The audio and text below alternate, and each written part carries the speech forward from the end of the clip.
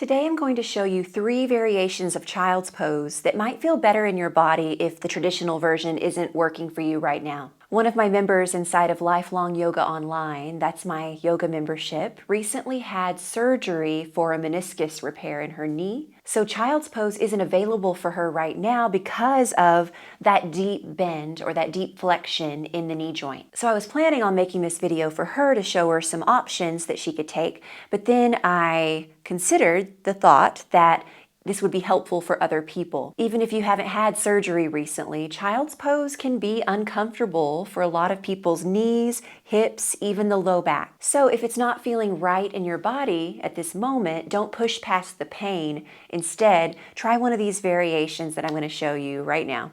So let's start with my number 1 recommendation, which is using puppy pose in place of child's pose. Now, puppy pose is its own separate pose with its own benefits, but it works beautifully in the place of child's pose. So come on to your hands and knees, and for all of these, you might want just a little extra support under the knees, like a blanket or a knee pad. And we'll start the same way as we would for child's pose, from tabletop, hands and knees. But your knees don't have to be wide here. They can be about hip distance apart. And instead of sending our hips back towards the heels, we're going to keep the hips elevated right above the knees, give or take. And then from here, simply walk your hands up towards the top of the mat, away from you, way in front of your shoulders. Let's try to keep the arms straight first, but then if we get into it and it doesn't feel good, you can bend the elbows. Once your hands are pretty far in front of you, then begin to melt your heart, your chest down towards the mat. Now you control the depth here. So you can come all the way down with your forehead down on the mat, or maybe it feels better on your shoulders to stay a little more elevated. It really depends on your upper body and how tight you are in the chest and shoulders, because puppy pose is a very nice shoulder opener, shoulder stretch. So if it feels too intense right now to go all the way down, don't do it. Stay a little more lifted. Another thing you can try if that's too intense is to bend the elbows or even drop down to the forearms.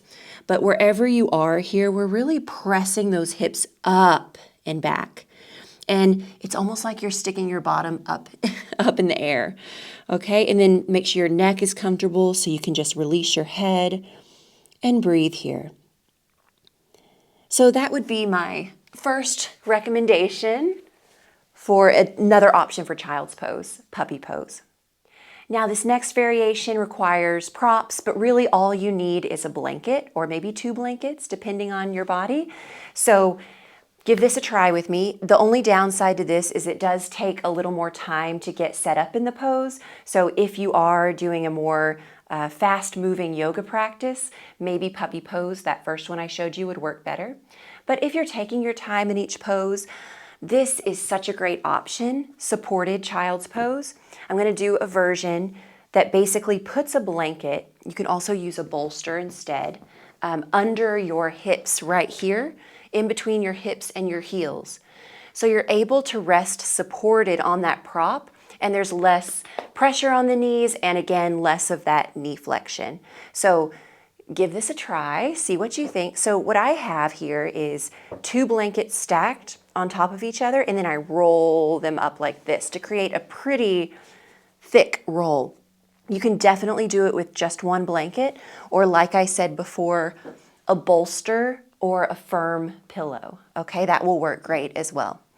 So go ahead and take your prop and put it under your hips above your calves and just kind of sit back on it. You can widen your knees if you like, and then we'll walk ourselves forward, stretch our arms out, and melt the forehead down towards the floor.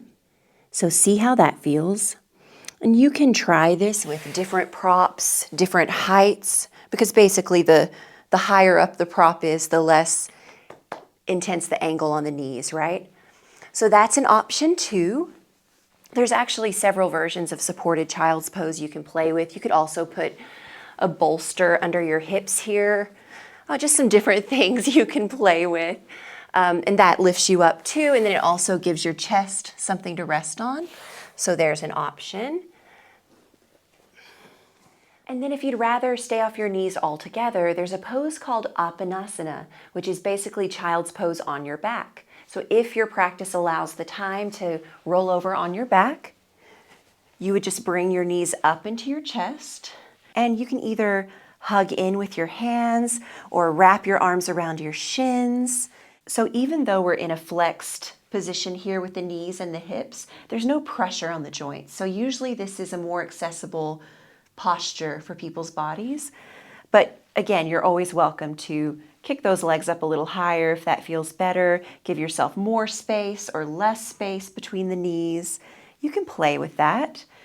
But if it feels good, maybe wrap your hands or arms around your shins and draw in. And you can hold here still and breathe and rest. Or maybe it feels good to rock side to side on your back. Okay, and then if you're doing this with me, go ahead and come on up. And I would like to say that you're also just welcome to rest in any way that you'd like to, however feels best for your body that day. It doesn't have to look like child's pose. Trying to force your body into a shape that it's not really meant to be in right now is how injuries happen, when one part of the body compensates for another. Your yoga practice isn't about doing every pose exactly how it's taught traditionally, picture perfect. It's about understanding the intention behind the pose. Child's pose is all about rest, connection, and ease. And you can create that feeling in lots of different ways in your practice, in whatever shape feels best in your body that particular day. Will you let me know down in the comments which of these variations feel best in your body? And if you do have any questions, I'd be happy to jump in and help the best I can. Thank you for being here and practicing with me today.